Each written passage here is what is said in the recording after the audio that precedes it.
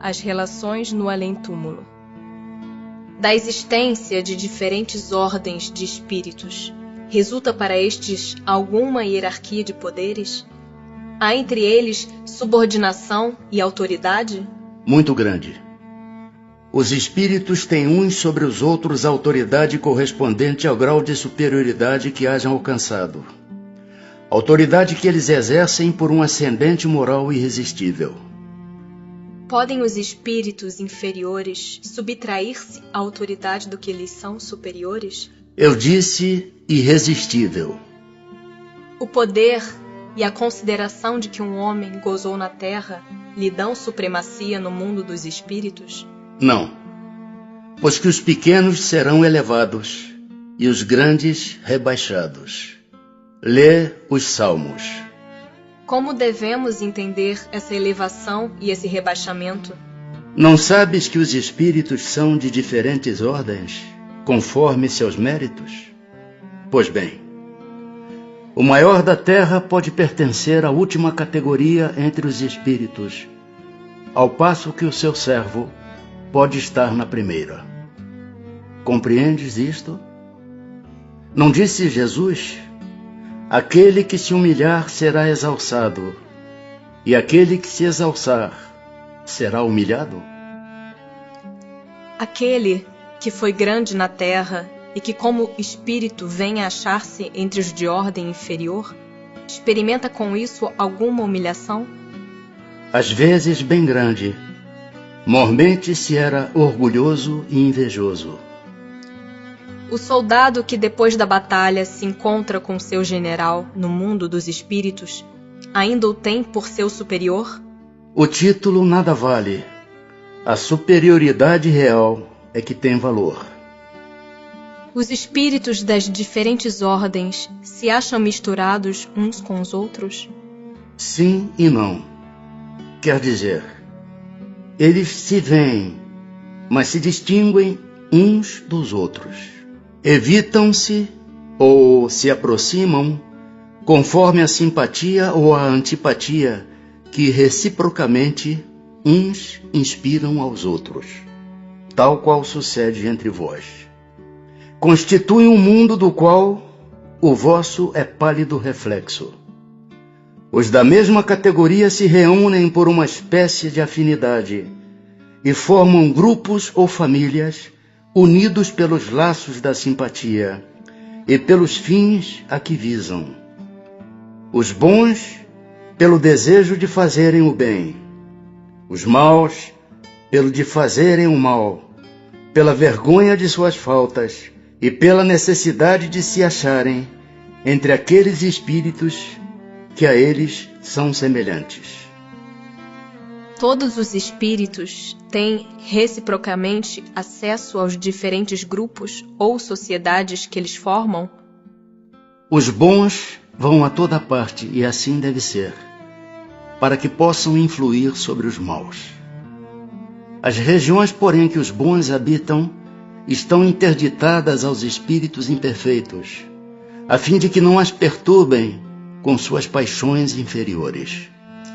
De que natureza são as relações entre os bons e os maus espíritos? Os bons se ocupam em combater as más inclinações dos outros, a fim de ajudá-los a subir.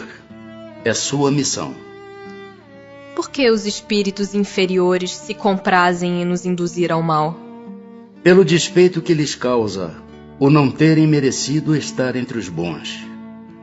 O desejo que neles predomina é o de impedir, enquanto possam, que os espíritos ainda inexperientes alcancem o supremo bem. Querem que os outros experimentem o que eles próprios experimentam. Isto não se dá também entre vós outros? Como se comunicam entre si os espíritos? Eles se veem e se compreendem. A palavra é material, é o reflexo do espírito. O fluido universal estabelece entre eles constante comunicação. É o veículo da transmissão de seus pensamentos, como para vós, o ar é o do som. É uma espécie de telégrafo universal que liga todos os mundos e permite que os espíritos se correspondam de um mundo a outro. Podem os espíritos reciprocamente dissimular seus pensamentos? Podem ocultar-se uns dos outros? Não. Para os espíritos tudo é patente, sobretudo para os perfeitos. Podem afastar-se uns dos outros, mas sempre se veem. Isto, porém, não constitui regra absoluta, porquanto certos espíritos podem muito bem tornar-se invisíveis a outros espíritos, se julgarem útil fazê-lo.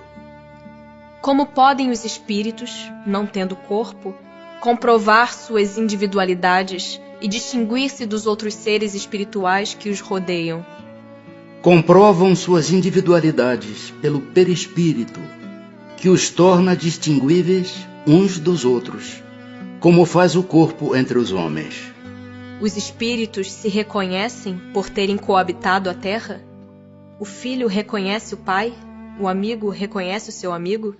Perfeitamente. E assim de geração em geração.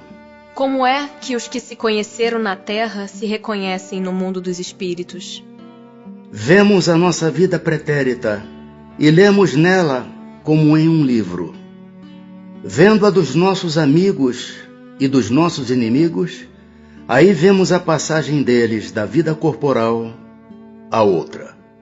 Deixando seus despojos mortais, a alma vê imediatamente os parentes e amigos que a precederam no mundo dos espíritos?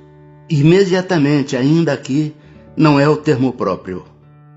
Como já dissemos, é-lhe necessário algum tempo para que ela se reconheça a si mesma e alige o véu material. Como é acolhida a alma no seu regresso ao mundo dos espíritos? A do justo, como bem-amado irmão, desde muito tempo esperado. A do mal, como um ser desprezível. Que sentimento desperta nos espíritos impuros a chegada entre eles de outro espírito mau? Os maus ficam satisfeitos quando veem seres que a eles são assemelhados, e privados também da infinita ventura, qual na terra um tratante entre seus iguais. Nossos parentes e amigos costumam vir-nos ao encontro quando deixamos a terra? Sim. Os espíritos vão ao encontro da alma a quem são afeiçoados. Felicitam-na, como se regressasse de uma viagem, por haver escapado aos perigos da estrada, e ajudam-na a desprender-se dos liames corporais. É uma graça concedida aos bons espíritos, ou lhe virem ao encontro os que os amam, ao passo que aquele que se acha maculado permanece em insulamento, ou só tem a rodeá-lo os que lhe são semelhantes. É uma punição. Os parentes e amigos sempre se reúnem depois da morte? Depende isso da elevação deles e do caminho que seguem procurando progredir. Se um está mais adiantado e caminha mais depressa do que outro, não podem os dois conservar-se juntos. Ver-se-ão de tempos a tempos, mas não estarão reunidos para sempre, senão quando puderem caminhar lado a lado, ou quando se houverem igualado na perfeição. Acresce que a privação de ver os parentes e amigos é às vezes uma punição.